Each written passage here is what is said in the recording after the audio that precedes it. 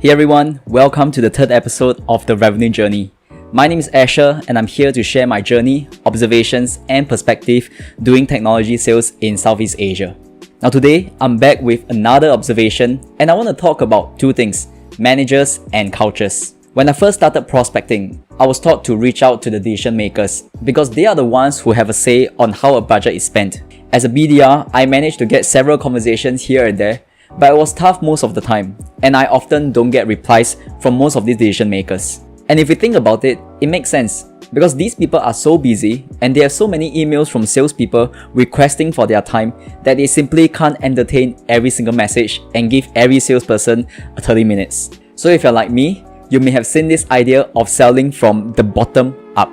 I personally have read about this and heard about this from US sales leaders, and this is a strategy where a salesperson reaches out to the manager instead, who may be more open to getting on a meeting, having a conversation, and we leverage them to get to their superiors, who are typically the decision makers. And generally, it goes a little bit like this.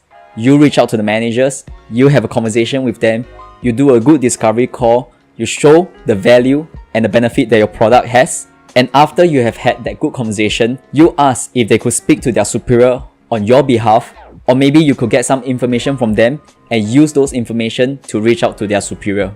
And from what I heard, it seems like some people have been getting really good results through this approach, where they are relying on a manager to sell internally to their superior. But here's the challenging part in Southeast Asia. When I get on a call with these managers, most of them like the idea, but yet it's almost impossible to get to the decision makers through them. And often they don't like the idea of you using their name or information that they have provided you to get to the decision maker as well. And I think it's not their fault because I believe culture plays a part here. And for this, I want to use Hofstadters' cultural dimensions theory to explain this further. This is a framework I learned in university, which helps you to understand the differences in culture across different countries, and it helps you to discern how businesses should be done across these different cultures. If we look at the scores of the power distance in most Southeast Asian countries, it's actually pretty high, which means that these societies have a hierarchy. And what you'll see is that managers and employees often expect to be told what to do by their superiors, and they follow the rules and instructions accordingly. And if we look at individualism in these countries, the score is pretty low as well, which means that employees may not challenge current systems, current processes, or they may not even share individual new or innovative ideas. So often, when I ask them to bring in the decision makers into the next call, or request to use their name or information they gave us to reach out to the decision makers, they are hesitant. It's almost as if we're asking them to tell their superiors what to do or suggest a new idea to them, which is something our culture is not used to. And I've realized that there may be some managers who really want to ignite a change in their organization, but they want to make sure that they understand 100% of everything before they pitch to their superiors or call their superiors into the next call.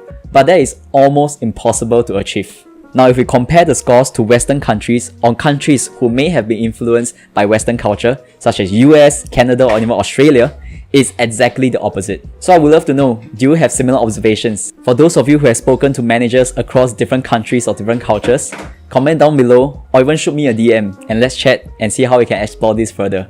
But that's all for the third episode of the Revenue Journey. Chat back next time as we explore more observations of doing sales in Southeast Asia.